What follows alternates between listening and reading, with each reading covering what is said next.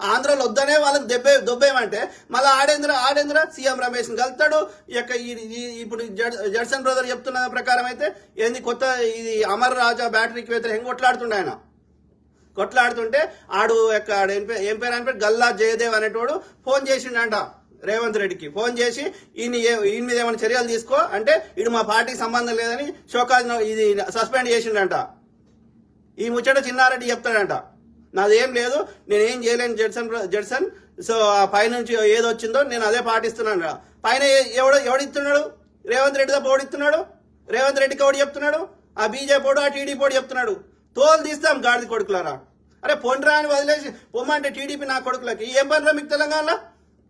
ఆడ వాడు బీజేపీ మంచిగా కరెక్ట్గా పెడుతున్నాడు మీకు. ఆ జగన్ గారిని గెలిపించడానికి మీతో పొత్తు పెట్టుకున్నాడు. లేని బీజేపీని ఆంధ్రాలో లేపుతున్నారు, లేని పవన్ కళ్యాణ్ ఆంధ్రాలో లేపుతున్నారు. ఆడ మీకు గతంలో టీడీపీకి వేద్దామనుకున్న ముస్లిమ్స్ కానీ మైనారిటీలు కానీ క్రిస్టియన్స్ కానీ ఎవరు టీడీపీకి అడిగి ఇప్పుడు, ఎందుకంటే వాడు బీజేపీతో పొత్తు పెట్టుకున్నాడు.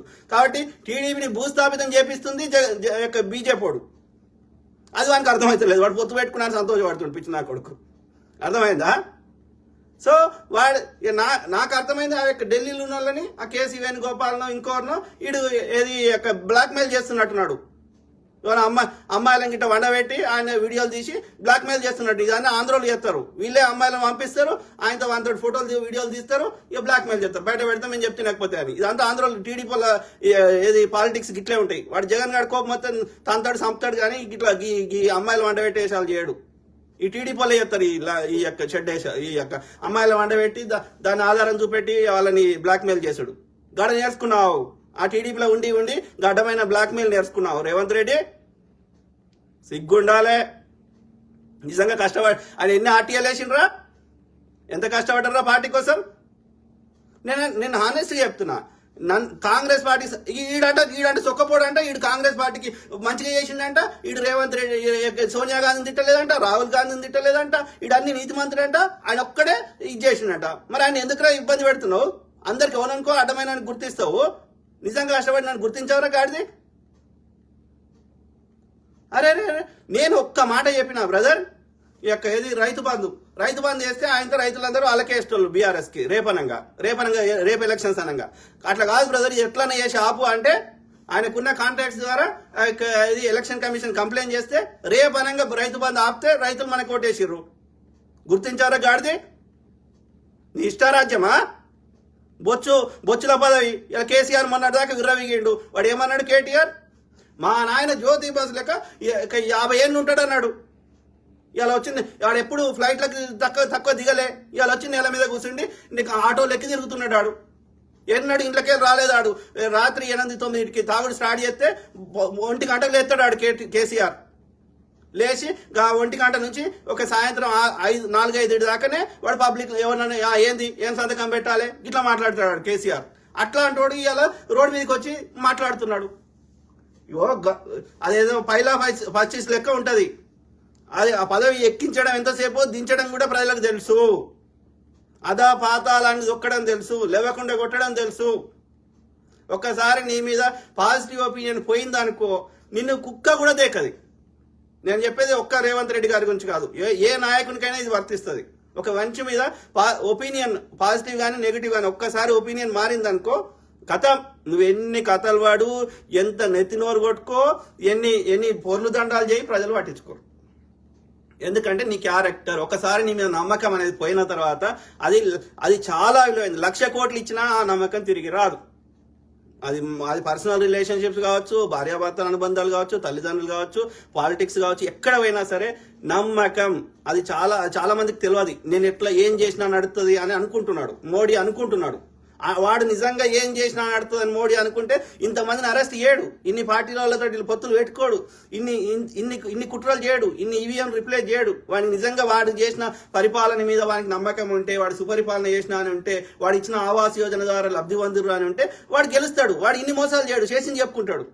వాడు గెలవడు కాబట్టి, వాడు అధర్మం చేసిండు కాబట్టి వాడికి గెలిచే లాస్ట్ టైం కూడా రాహుల్ గాంధీని పప్పు అని కాంగ్రెస్ మీద స్కాములు అని బురద కలిగితే ఆ యొక్క ఆల్టర్నేటివ్ లేదన్న ఉద్దేశంలో 1-2 సార్లు అవకాశం గట్ల లెక్క పెడితే ఇది మనకు స్వతంత్రం వచ్చినప్పటి నుంచి ఇప్పటి వరకు ఎన్నిసార్లు గెలిచింది కాంగ్రెస్? అప్పుడు లేవా పార్టీలు? మరి అప్పుడు లేదా బీజేపీ? ఉంది కదా. ఎప్పుడైతే కాంగ్రెస్ పుట్టిందో, కాంగ్రెస్ యాక్టివ్గా ప్రజల్లోకి వచ్చిందో అప్పటి నుంచి బీజేపీ ఉంది. ఇది 1885లో కాంగ్రెస్ పుట్టింది, కానీ 1915, 16, 17 దాకా కాంగ్రెస్ మేధావుల సంఘం మాత్రమే, ప్రజల లోపల లేదు. మేధావులు ముచ్చట చెప్పుకుంటారు ఎట్లా చేద్దాం ఏం చేద్దామని తప్ప పబ్లిక్లో లేదు కాంగ్రెస్ పార్టీ. ఎప్పుడు వచ్చింది కాంగ్రెస్ పార్టీ పబ్లిక్లోకి? మహాత్మా గాంధీ అన్నట్టు ఆయన సౌత్ ఆఫ్రికాలో ఎట్లయితే అక్కడ ప్రజా ఉద్యమాలు చేసిండో అదే విధంగా భారతదేశంకి వచ్చి 1915లో వచ్చిండు. 17లో ఆయన కాంగ్రెస్ పార్టీలో ప్రజా ఉద్యమాలు చేసిండు, రైతుల ఉద్యమాలు చేసిండు ప్రభుత్వానికి వ్యతిరేకంగా. అట్లా కాంగ్రెస్ పార్టీ సామాన్యులకి రీచ్ అయింది. ఇంచుమించు ఒక 5-10 ఇయర్స్లో 1917లో కాంగ్రెస్ పార్టీ ప్రజల లోపలికి వెళ్ళడం మహాత్మా గాంధీ స్టార్ట్ చేసినాక ఒక 1920 విత్ ఇన్ 5 to 10 ఇయర్స్ లోపల ముస్లిం లీగ్ కానీ హిందూ మహాసభ కానీ ఓకే ఆ రెండు కూడా అప్పుడే స్టార్ట్ అయినాయి. అప్పటి నుంచి జరిగిన ప్రతి ఎన్నికలో హిందూ మహాసభ కానీ, భారతీయ జనసంఘ్ కానీ, భారతీయ జనతా పార్టీ కానీ పేరు ఏది పెట్టుకున్నా అది బీజేపీ అనుబంధ సంస్థలు, లేకపోతే బీజేపీ యొక్క మాతృ సంస్థలు. సో వాళ్ళు అప్పటి నుంచి కాంగ్రెస్ పుట్టినప్పటి నుంచి పోటీ చేసారు. ఏ ఎన్నికలు కూడా బీజేపీ ఓటేయలే. అర్థమైందా? 46లో ఎన్నికలు జరిగితే ఓటేయలే, 30 ఏళ్ళు జరిగితే ఓటేయలే. తర్వాత 1952 నుంచి జరిగిన ప్రతి ఎన్నికల్లో బీజేపీ ఓటేయలే. ఒకసారి వాజ్పేయి వచ్చిండు, ఇప్పుడు నరేంద్ర మోడీ 2 సార్లు, అది కూడా మోసం చేసి. ఎందుకు వేస్తలేరు మరి? కాంగ్రెస్కి ఎందుకు ఓటేసిర్రు అంటే వాడు కట్టిండు కాబట్టి. బ్రిటిష్ వాడు పోయేటప్పుడు తినడానికి తిండి లేదు, కట్టుకోవడానికి బట్టలేని దేశాన్ని ఈ స్థాయికి కాంగ్రెస్ పార్టీ తీసుకొచ్చింది కాబట్టి, స్వతంత్రం వచ్చినాక ఏమైనా కట్టినవి భారతదేశంలో ఉన్నాయంటే కాంగ్రెస్ చేసింది కాబట్టి, ఇలా మోడీ అనే దరిద్రుడు అమ్ముతున్నాయని కాంగ్రెస్ కట్టినాయి కాబట్టి ప్రజలు ఆ కృతజ్ఞతతోటి వాళ్ళు నాగార్జున సాగర్ కింద పంటలు పండించుకొని, అంతకుముందు పంటలు లేక మొక్కజొన్న వరిగా అన్నం కాకుండా అన్నం తినకపోదురు. అప్పట్లో ఎవరో రాజకుటుంబాలు ధనవంతులు తప్ప సామాన్యులు అన్నం తినకపోదురు. ఏది గట్కా అనేటోళ్ళు మొక్కజొన్నదో రాగులో తైదలో మొక్కజొన్నను. ఎందుకని? అన్నంకైతే నీళ్లు కావాలి, నీళ్లు లేవు కాబట్టి ఆ యొక్క మొక్కజొన్నతో గట్క చేసుకొని తినేటోళ్ళు, అంబల్ లెక్క చేసుకొని అలా సల్లనో లేకపోతే ఇంత తొక్కో కారమో వేసుకొని తినేటోళ్ళు. నాగార్జున సాగర్ కట్టినాక అలా అన్నం తినడం స్టార్ట్ చేసారు. అర్థమైందా? ఆ స్థాయికి కాంగ్రెస్ పార్టీ ఏ రంగంలో మనం బలహీనంగా ఉన్నామో ఆయా రంగాలను ఒక్కొక్కటి మెట్టుగా చేస్తుంటే పంచవర్ష ప్రణాళికలు పెట్టి దానికి బడ్జెట్ కేటాయించి ఈ దరిద్రుడు వచ్చి మొత్తం పంచవర్ష ప్రణాళిక అన్ని తీసి పారదొబ్బి దేశాన్ని నాశనం చేస్తుంటే ఆ బీజేపీకి నిన్ను నోటు ఏమైతుందిరా? ఓటుకు నోటు అయితే ఎవడిస్తలేట్రా పైసలు? ఎవడు వంచలేదురా? ఏ పార్టీ వంచలేదురా? అన్ని ఆధారాలు ప్రతి పార్టీ ఉన్నాయి. వాడు ముఖ్యమంత్రులను తీసుకోయే లోపలే వాటే హేమంత్ సోరెన్ వేసిండు, ఇప్పుడు కేజ్రీవాల్ని వేసిండు. వాడిని ఇష్టారాజ్యం చేస్తున్నాడు. అదే బీజేపీ పార్టీ కండో కప్పుకుంటే అన్ని కేసులు మాఫీ. వాడు ప్రజాస్వామ్యం కూని చేస్తుండని ప్రపంచమంతా కోడే కూస్తున్నది. ఒక మన దేశమే కాదు, అమెరికా, జర్మనీ, అనేక దేశాలు, యునైటెడ్ నేషన్స్, ఐక్యరాజ్య సమితి అంటే అన్ని దేశాల యొక్క కలయిక. అది అన్ని దేశాలు, ప్రపంచ దేశాలన్నీ తిడుతున్నాయి వాని మోడీ గారిని. అరే దొంగ నా కొడుక, వాళ్ళు ఒక్కలే తప్పు చేసిర్రా? వాడు 5 రూపాయలు తింటే నేరం అంటున్నావు, నువ్వేమో లక్షల కోట్లు దోసుకుంటున్నావు. ఇదెంతవరకు కరెక్ట్? 5-10 రూపాయలు తింటే తప్పు కాదురా, దానికి కూడా చట్టబద్ధం చేస్తే పీడవుతుందిరా. ఈడొచ్చి వాడిని ప్రతిపక్షాన్ని లేకుండా చేయడం ఇబ్బంది పెట్టడం వద్దురా అని చెప్పి నేను ఎన్నోసార్లు మొత్తుకున్నా. 5-10 రూపాయలు తింటే నేరం కాదు. 100 రూపాయలు మనం ట్యాక్స్ కడితే, లేకపోతే ఏ రకంగానైనా ఒక లిమిట్ పెట్టు, 20 రూపాయలు. ఇక అంతకంటే ఎక్కువ తిన్నాను లోపల వారి ఏ పార్టీ వాడైనా సరే అట్లా ఉండాలి. రెండోది నేనేమంటున్నా, ఆ ఇండిపెండెంట్ ఆర్గనైజేషన్స్ ఏవైతే ఉన్నాయో, సిబిఐ, ఈడీ, సుప్రీంకోర్టు, హైకోర్టు, ఇంకా ఏమేమి ఉన్నాయో, మహిళా కమిషన్, ఇవన్నిటికీ కావాల్సిన డైరెక్టర్లని ప్రభుత్వం నియమించకూడదు. ప్రజలే డైరెక్ట్ ఎన్నుకోవాలి.